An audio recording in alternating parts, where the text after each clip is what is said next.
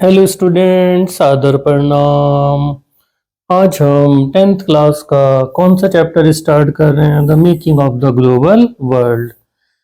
सबसे पहले इसमें हम ग्लोबलाइजेशन को समझने की कोशिश करते हैं।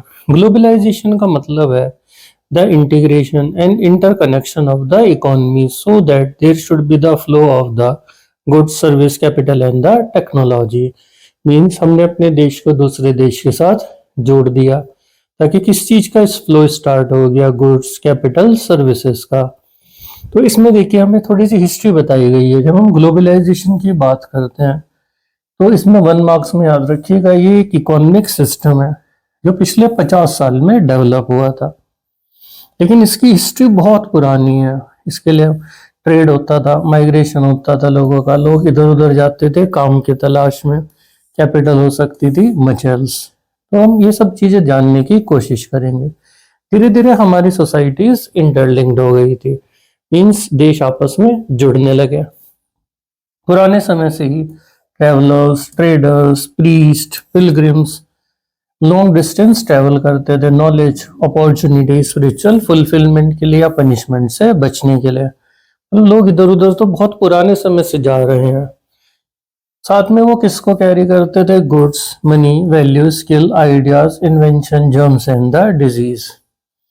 और इसी तरह अगर हम देखते हैं तो एक एक्टिव कोस्टल ट्रेड हमें कौन सी सिविलाइजेशन में मिलता था? इंडस वैली सिविलाइजेशन में, जो प्रेजेंट डे वेस्ट एशिया है।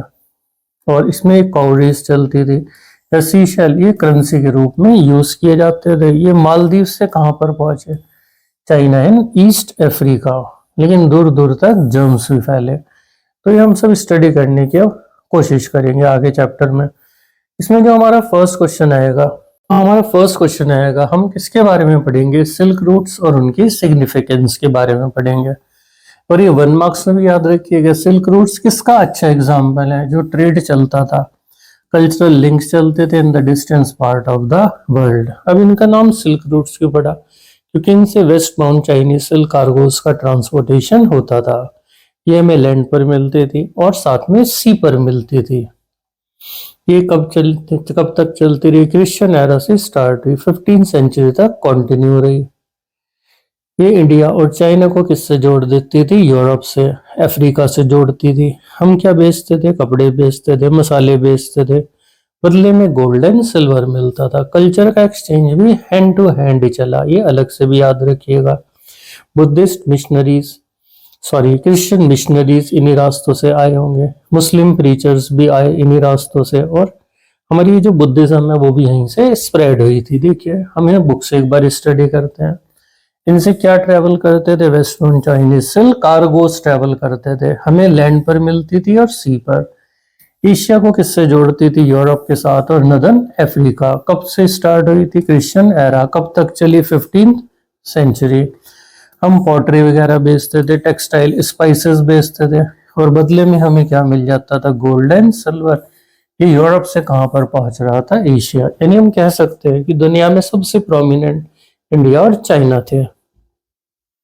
अब अलग से क्वेश्चन आता है कल्चर का एक्सचेंज के बारे में। क्रिश्चियन मिशनरीज भी कहां पर है? इन्हीं रास्तों से आए। मुस्लिम प्रीचर्स भी इन्हीं रास्तों से ट्रेवल कर रहे थे, और जो बुद्धिज्म इमर्ज हुई ईस्टर्न इंडिया से, वो भी इन्हीं रास्तों से इधर उधर स्प्रेड हुई थी। तो ये हमारा कल्चर का एक्सचेंज है। अब हम किसके एक्सचेंज के बारे में बात करेंगे? फूड के।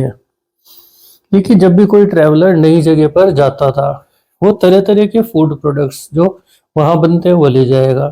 जैसे यहाँ समोसा फेमस है, वहाँ पिज़्ज़ा फेमस है, हम उन्हें समोसा बनाना सिखाएंगे, वो हमें पिज़्ज़ा। तो नई नई चीज़ें मिलती रहती थी।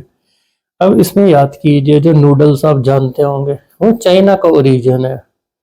जब ये वेस्ट पहुंचे तो स्पैगेटी कहलाए थे। इसी तरह पास्ता कहाँ पर पहुंचा? सिसिली पहुंचा, that is in Italy. Even जो हमारा कॉमन फूड है, आपने आलू की बात की, शकरी की बात करी, टमाटर की बात करी, शायद ही हमारे पूर्वजों को इनकी नॉलेज नहीं थी। जब अमेरिका को डिस्कवर किया गया तो हमने अमेरिकन इंडियन से बहुत सारे तरह के खाने के बारे में नॉलेज दी। देखो ये ट्रेवलर्स नई नई जगह जाते थे।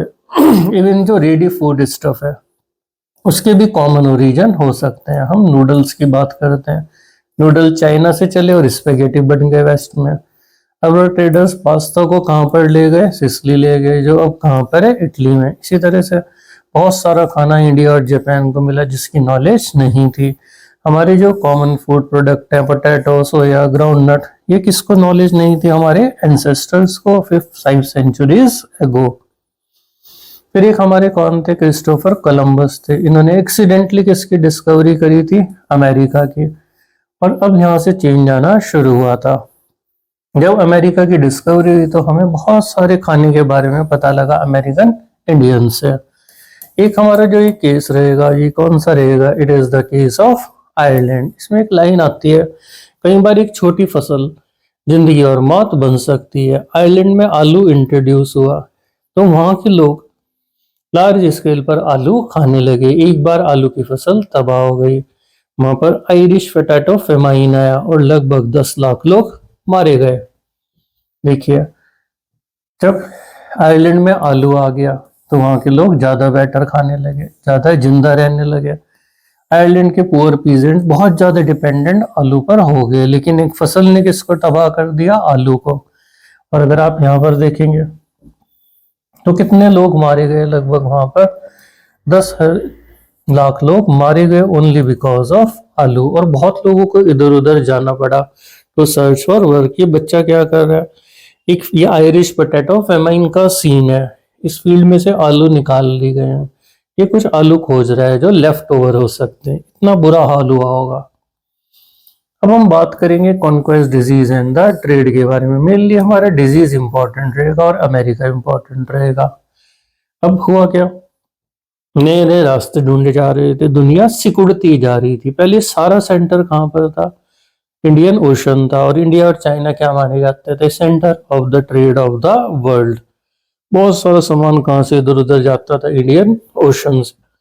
देखिए, प्री मॉडर्न वर्ल्ड सिकुड़ता जा रहा था, सेलर्स को नए नए रास्ते मिले, उन्होंने किसको क्रॉस किया, ओशन को, अमेरिका पहुंचे। इंडियन ओशन सबसे फलता फूलता ट्रेड करा रहा था, नॉलेज, कस्टम, गुड्स, पीपल इधर उधर जा रहे थे। इंडियन सब कॉन्टिनेंट उस समय सेंट्रल माना जाता था और यह वही समय था जब इंडिया सोने की चिड़िया कहलाता था। लेकिन एकदम से किसकी एंट्री हुई, यूरोपियंस की। और धीरे धीरे फ्लो अब किसकी तरफ मूव करेगा, यूरोप। लेकिन इससे पहले बीच में कौन आएगा, अमेरिका। अब अमेरिका तो अलग था पूरी दुनिया से, लेकिन जैसे ही लोगों को पता लगा वहां की लैंड, वहां की क्रॉप्स, वहां के मिनरल्स ने पूरी दुनिया को ट्रांसफॉर्म करना शुरू कर दिया। जो प्रेशियस मेटल्स थे वो कहाँ कहाँ से आ रहे थे, पेरू एंड मैक्सिको से। और वो किस चीज की फाइनेंसिंग कर रहे थे, हमारे पास जो ट्रेड चल रहा था एशिया का, यूरोप, यूरोप का ट्रेड एशिया से चल रहा था। एक खबर फैल गई कि वहां पर एल्डोरेडो एक शहर है जो सोने का शहर भी है। तब तो एकदम से बहुत सारे लोग अमेरिका की तरफ भागे। लेकिन अमेरिका को कंट्रोल करने की कहानी थोड़ी सी डिफरेंट है। वो किसी कन्वेंशनल मिलिट्री वेपन से कंट्रोल नहीं हुआ। अब गैस करेंगे एक बीमारी से किसको कंट्रोल किया गया, अमेरिका को। इसका नाम स्मॉल पॉक्स है। एक बार अमेरिका में ही आ गया, उनकी बॉडीज में इम्यूनिटी नहीं थी, एक जानलेवा हथियारा साबित हुआ। कम्युनिटीज की कम्युनिटीज डेसिमेट कर दी इस पर्टिकुलर डिजीज ने। बाद में अमेरिका कंट्रोल्ड हुआ। देखिए, जो पोर्टुगीज, ये अमेरिका वाला पार्ट याद रखिएगा, जो हमारे पोर्टुगीज थे, स्पेनियार्ड्स थे, वो अमेरिका को जीतना चाहते थे, लेकिन एक कन्वेंशनल मिलिट्री वेपन का यूज नहीं किया उन्होंने, जर्म्स का यूज किया, स्मॉल पॉक्स के, जो कुछ लोगों से वहां पर पहुंचा दिए गए। अमेरिकन अलग रहे थे तो उनकी बॉडी में कोई इम्यूनिटी नहीं थी। स्मॉल पॉक्स एक डेडली किलर साबित हुआ और उसने पूरी की पूरी कम्युनिटीज को तबाह कर दिया। और किसके लिए रास्ता तैयार कर दिया, यूरोपियंस के लिए। इवन जो जॉन विंथॉर्प थे, उन्होंने इसको क्या माना, एक ब्लेसिंग था। किसके लिए ब्लेसिंग था, जो यूरोपियंस थे, क्योंकि बहुत सारे लोग किससे मर चुके थे, स्मॉल पॉक्स से मर चुके थे। और इन्होंने इसको क्या कहा, blessing. And this type of the thing is known as the biological warfare. अब देखो, हमारे पास बस 2 चीजें बची हैं। गन्स को तो आप कैप्चर कर सकते थे, लेकिन डिजीज नहीं। अब हमारे पास आएगा उस समय यूरोप के हालात कैसे थे। बहुत बुरे हालात थे भाई साहब। गरीबी चल रही थी, भुखमरी चल रही थी, गांव के लोग शहर भाग रहे थे, शहरों में झगड़े चल रहे थे। रिलीजियस डिसेंटर्स कौन होते हैं, जो धर्म की गलत बातों के खिलाफ बोलते हैं, उन्हें पनिश किया जा रहा था।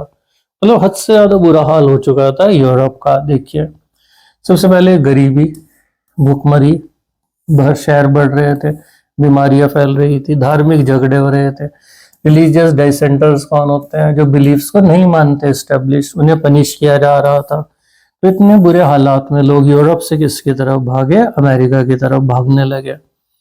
और हुआ क्या था, जो प्लांटेशन वर्कर्स थे उनमें स्लेव्स काम करते थे जिन्हें अफ्रीका से ले जाया गया था फॉर यूरोपियन, और वो क्या ग्रो करते थे, cotton and sugar for the European market.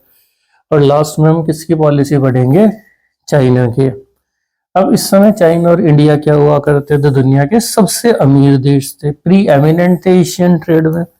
लेकिन चाइना ने पॉलिसी ऑफ आइसोलेशन को फॉलो किया और अपने कॉन्टेक्ट्स खत्म कर दिए बाकी दुनिया के साथ। और जैसे ही अमेरिका, चाइना का कंट्रोल कम हुआ, अमेरिका का रोल बढ़ने लगा, और धीरे धीरे जो centre of the world market है वो कौन बन चुका था, हमारे पास यूरोप बन चुका था। अगर आप पिक्चर भी देखेंगे तो ये स्लेव्स की ऑक्शन हो रही है न्यू ऑर्लियंस में। इन्हें सुंदर कपड़े पहनाए जाते थे स्लेव्स को, ताकि इनके प्राइसेस ज्यादा मिल जाएं। इसमें मैन वुमेन चिल्ड्रन सब मिलते थे। बस इतना ही आपके सिलेबस में, आई थिंक आपको समझ आया होगा। Thank you very much.